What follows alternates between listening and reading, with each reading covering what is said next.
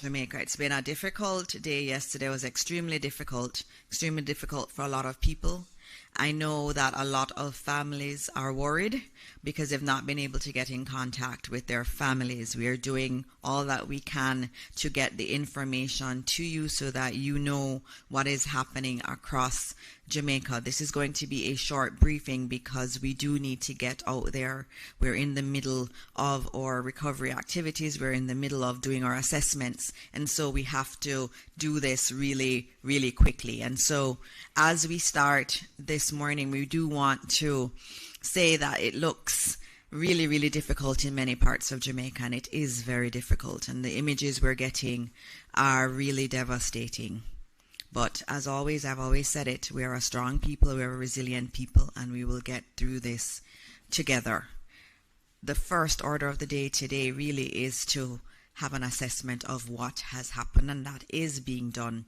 This morning, right before this press briefing, there was a cabinet meeting, that was really about coordinating how we get these assessments done well, how we get resources to those that need it the most. And so all of our ministers will be out working really hard with their teams to get the support to those who need it the most. We also want to thank the international community for all the offers of assistance. We are so grateful to you to be so supportive to us in this very difficult time. And we will be working through our Ministry of Foreign Affairs and Foreign Trade to coordinate a lot of those offers of assistance that we've gotten from around the world. So given that this is a short briefing, we do want to talk about where we are with the weather, because we still out there, and so we want to know the latest situation in terms of the weather. And so I bring Evan Thompson up to give us an update. Thank you very much, Minister, and good morning to everyone. The sun has come out today, and we're happy to see that things are starting to look a lot brighter. And we, of course, expect that as we go through today, we'll continue to make things even better for ourselves as we do all the cleanup activities and arrange ourselves for the future. Let me give you an idea of what has happened across the island. Let me show you this image that I'm going to show first of all is showing the actual path of the hurricane that moved across Jamaica. Hurricane Melissa, Category 5 Hurricane Melissa. The first that this has happened to Jamaica, experiencing a hurricane at this magnitude, and we have been through it. We are now about to recover from it. And here we see where the system made its entry in the extreme eastern part of Westmoreland, moving across eastern Westmoreland and over southern St. James before going across the northwestern part of Trelawney. We see where it exited east of Falmouth, and this was just about 5 in the afternoon yesterday. This continued. The system has been continuing toward the northeast. So the swath of that we see of all the hatched lines that you see on your chart show much of the extent of the core of this system and where most of the activity took place as it moved across Jamaica. Of course, the entire island was engulfed by the clouds, the showers, the thunderstorms, and of course the very strong winds associated with at least tropical storm. The tropical storm force winds, but over closer to the center of the system would have experienced hurricane force winds. Let me go back just to show you what the image looks like in terms of where the satellite image shows us where the showers and thunderstorms are now located. The system is now centered over the eastern part of Cuba. That's where you see the red blotch over the southeastern part of Cuba. And so it has started to move away. Last night at about 11 o'clock, we downgraded the hurricane warning for Jamaica and instead replaced it with a tropical storm warning that continued through the night as tropical storm conditions continued to be experienced across the country. And as we moved to this morning at 8 o'clock, we discontinued that tropical storm warning because we are no longer within the scope of tropical storm force winds that are associated with the system. So as it continues to move away from Jamaica, of course, we expect conditions to be.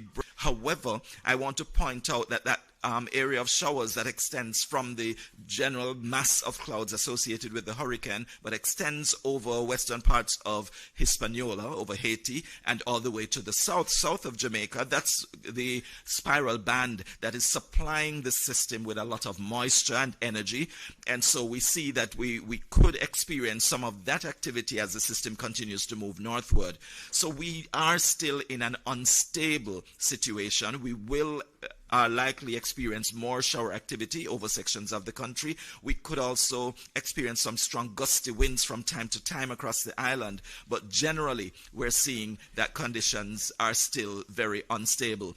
Anywhere across the island could experience some rainfall, but let me show you where the likelihood of most of the rainfall is expected to take place, because on this picture we see that the deeper greens over northern parts of the island, north central, northeastern parts of the island, that's where we expect most of the rainfall, about 2 to 4 inches of rainfall, 50 to 100 millimeters of rainfall expected over sections of the island, and that's where we expect that to occur. Over the southern and western parts of the island, we do expect that we will still experience some amount of rainfall as well. Periods of rainfall, outbreaks of rainfall may not be heavy, but we do expect maybe 1 to 2 inches of rainfall. That's 25 to 50 millimeters of rainfall over those sections of the country. So you will still experience some rainfall. We are going to, we have issued our last bulletin where we consider threat to the island from this hurricane.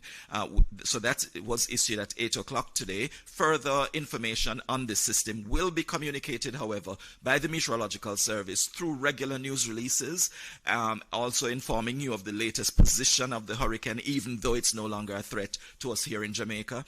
And we'll also be communicating that there is a flash flood watch that's in effect at this time, just in case that we do have those heavy rainfalls occurring over sections of the country. Flash flooding is still a possibility, and so we have a flash flood watch that will be in effect for sections of the country, primarily in the north, where the greater likelihood of heavy rainfall exists at this time.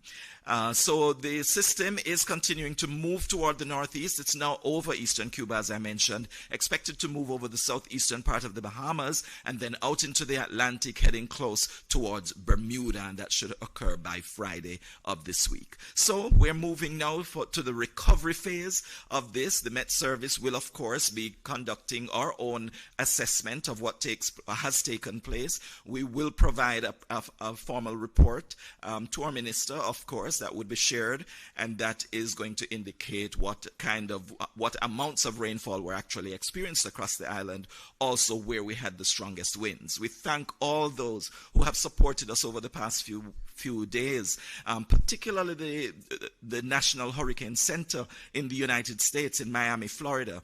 They have been constant support to us, and generally the National Oceanic and Atmospheric Administration of the U.S. has really been providing us with information and ensuring that if we needed anything, they would make sure that it was made available to us. We also want to thank the Caribbean Institute for Meteorology and Hydrology in the Caribbean that has been supporting as well with modeling products that come out of their area. They ensure that they monitor what kind of storm surge, what kind of rainfall, how the winds will be moving across the island, and we want to thank them very, very generously at this time.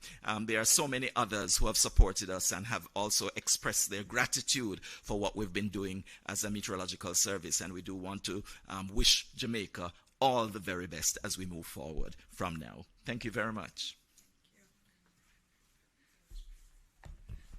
Thank you, Evan. I think we're going to miss hearing your reports, but a part of us will also be happy not to have your reports anymore. I'm going to give you some quick updates, and then we'll close with Minister Mackenzie giving his updates from the ODPEM standpoint. My updates are a bit far-reaching, and I know many people are asking questions, and so I'll try to answer what we've been seeing being asked. One of the things we have to start with, we just issued a release that notes that the government of Jamaica has issued an all-clear following the passage of Hurricane Melissa. So we've issued an all clear. That comes after guidance from the Met Service. You heard they're no longer going to be doing any updates, and also in consultation with ODPEM. As a matter, what that means is when we give an all clear, it means that our utility company should now commence restoration and recovery operations across the island. So crews from the JPS, NWC, NWA, our Works Agents, our Water Commission, and also our telecommunications companies and other critical service entities have now and will be advised to mobilize immediately to restore electricity, water, and communication networks. We're also asking and encouraging entities like our supermarkets, our wholesales, our gas stations, and pharmacies, particularly in those areas that have been less affected. We are asking you to open and allow communities to have access to these essential goods and services. And as always, we continue to ask and remind Jamaicans to exercise caution on the roads, especially where there are downed power lines, debris, or flooding. And so please still be careful, even though we've given the all clear. The all clear is for our utility providers and other important essential providers to do the necessary work to restore service. Some other updates I have. In terms of electricity, 77% of the country is without electricity. There is work that's going to be done to bring that up as quickly as we can, but that is a large number. The least affected areas of Jamaica have been St. Thomas, St. Catherine, and sections of Kingston and St. Andrew. Obviously, we know the most affected areas have been on the western side of the island. In terms of water, there were just a limited number of systems down last night, a little bit over 70, but we have about 700 water systems that were down. Overnight, some of them may have lost power, so we do expect that number to go up, but for the most part, our water systems held up quite well. Turbidity is a concern, and so that may also throughout the day affect water supplies. In terms of our telecoms providers, they are getting assistance from Starlink to use satellite technology to assist many of our individuals and our companies to get back online. I know so many people have said they cannot reach their families in Western Jamaica. That's because of damage to the telecoms infrastructure. As you would imagine, a Category 5 hurricane is catastrophic. And so it would have left significant damage. And so that's why we're not getting communication. I finally got some communication just now from some individuals in Montego Bay. So slowly we're getting some of our systems back up, and you should be able to reach your families, we're hoping, very soon. The other question we're being asked about is the airports. We are working to have Norman Manley up by tomorrow to facilitate relief flights. That's dependent on the assessment that's done today. As we speak, Minister Vaz, or Minister of Energy, Telecoms and Transportation, he is up in one of the choppers. He is assessing the damage at that airport. He's also looking at the Ian Fleming Airport to see if that is an alternative. We will not be able to give any information on Sangster International Airport in Montego Bay at this time. When we have that information, I will provide that to you.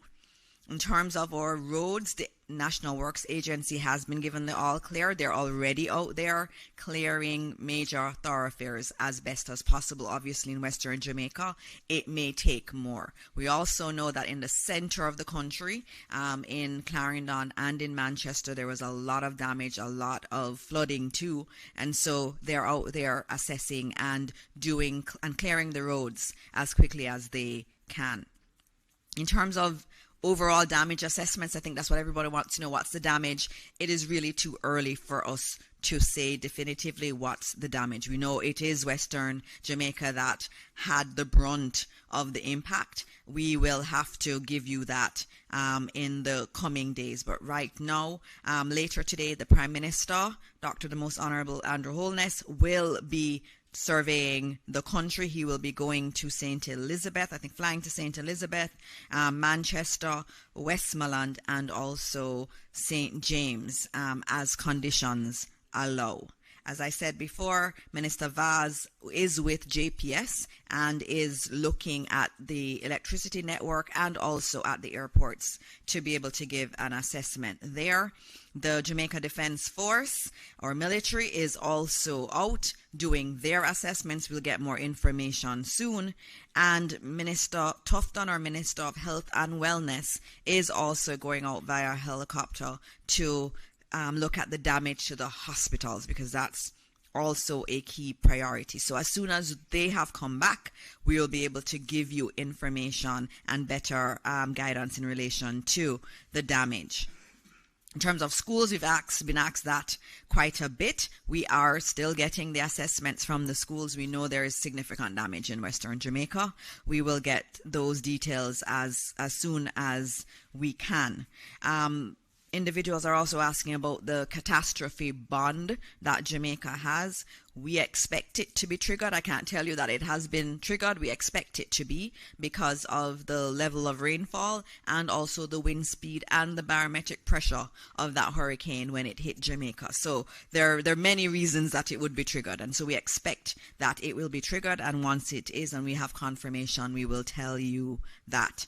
In terms of the opening of government offices, we have asked the permanent secretaries in all of the ministries to do their assessments so that a decision can be taken. Our goal is to have our ministries open to be able to essentially services as quickly as possible, especially in Kingston and St. Andrew, where we've had minimal damage, and also in St. Catherine. And so the permanent secretaries are doing that. I'm seeing some of the assessments come in already, and so we thank our permanent secretaries for that. And so as soon as we can, we will start opening up our ministries for the essential services.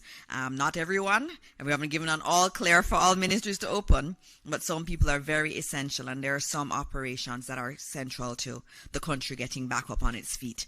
Our goal is to bring back up Kingston. Kingston has 1 million citizens, and so it is important that we get Kingston back up. It was not badly damaged, and we are grateful to God for that. And where there has not been much damage, we will bring those areas back. It's the same thing with electricity. The JPS has said that they will start restoring those areas that had minimal damage. So in Kingston, St. Catherine, St. Thomas, we'll start to see electricity being restored more quickly, and then they will move to damaged areas.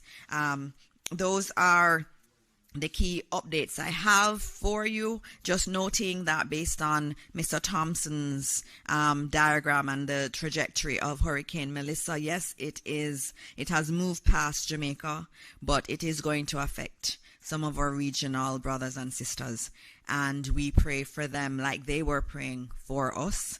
And so we pray for Cuba, we pray for the Bahamas, and we pray for Bermuda, as they are going to be seeing the effects of this hurricane that has so devastated parts of Jamaica. And so those are my quick updates. Hopefully I got through most of what was needed. I will now hand over to Minister Mackenzie, who will give you the update from our Office of Disaster Preparedness and Emergency Management standpoint.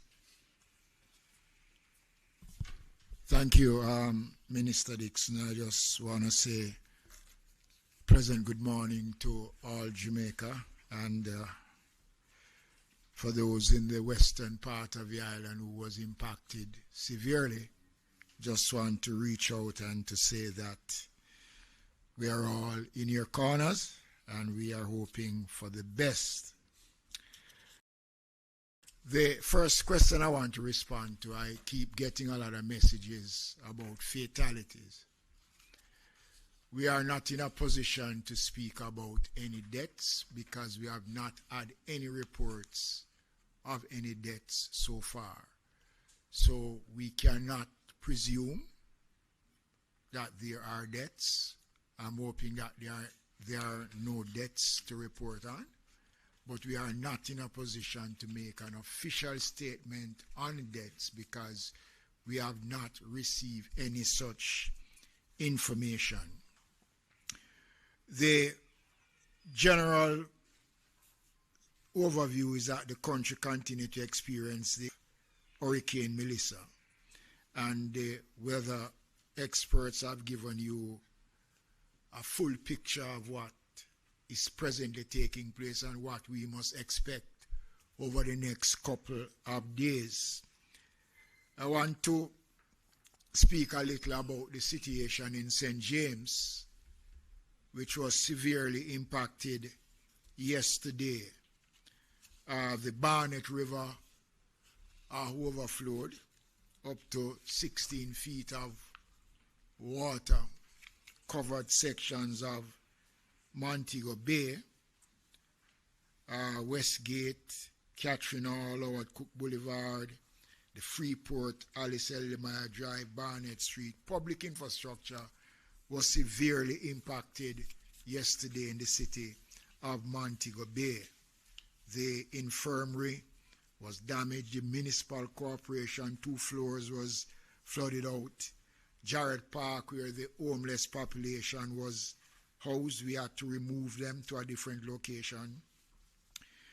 The St. James High School was being used. There are problems there. We know what is happening at Sangster International Airport, and following the tour, as Minister Dixon said, there will be a full detail on the state of the Sangster International Airport. We have now been getting some level of communication between sections of Trelawney, St. James, Hanover, Westmoreland, and St. Elizabeth. And most of the calls that we have gotten are distress calls. Persons trapped on roof. The JDF and the Jamaica Fire Brigade, up to last night, we were contemplating what sort of approach to take, especially to Catherine Hall. But based on the conditions that existed, the first respondents decided that they would move, and as I speak, they are presently moving, especially in the Catherine Hall area and those areas, to see what the conditions are and to take persons out who are in need of getting out. Already we know the situation with the Ministry of Health and the number of health facilities that has been badly affected. The Black River Hospital has been devastated, for want of a better word. Falmouth in Trelawney, Cornwall Regional, the Novel's Homes in Hanover, and as I said before, the Black River Hospital, Percy Jr. in Manchester, Lionel Town, and the St. Anne's Bay Hospital have all had some effects from the hurricane, and steps are being made. But you know, Jamaicans, in the middle of all of this, a baby was safely delivered under emergency conditions. So there is a Gilbert baby, a Melissa baby, and we want to commend the team who responded to that. And there were, as a matter of fact, we have information that 2 other additional deliveries occurred. One mother is resting comfortably while the other remained under observation in the Savlamar Hospital. So we are a great country, and despite our challenges, we rise to the occasion. Our road infrastructure, we have not had a full rollout yet of the damage, but I know there are a lot of block roads. The municipal corporations, the National Works Agency, already the National Works Agency was active last night in clearing access to the road leading to the Palisados Road and other main roads. So by the public will see some general activities on our roadways, making the roads accessible so that persons can move about. Fallen trees, I'll be meeting in a short while with the Jamaica Fire Brigade and the Municipal Corporation and the National Solid Waste Management Authority to map a strategy as to how to approach fallen trees. I want to urge the JPS to move, especially within the corporate area and other areas where there are fallen lines. And I said it yesterday, and I want to repeat it again this morning. We are now in the process of beginning the cleanup exercise on our main roads. There are a lot of lines that are down, so we want persons to be very cautious in doing so. We have flooded roads. The NAA team is mobilizing to clear block roads and to assess damage. As conditions improve, some of the roadways that were affected are Dalvin, St. Thomas, Hampton Green in St. Catherine, Caledonia Road in Manchester, and other roads right across the country. So we are just being specific based on the information that is coming into us. And by now, all the municipal corporations that can access their various municipalities will be out doing what is necessary. The question of search and rescue, as I spoke about that is being undertaken in a meaningful way, and all the necessary things will be done to ensure that persons who need to get out is in a position to do so. Our shelters is seeing now more than 25,000 Jamaicans. And since last night, more persons have been going into the shelters. And especially in the parishes that have been badly affected, a lot of homes have been destroyed. So persons now are going to the shelters.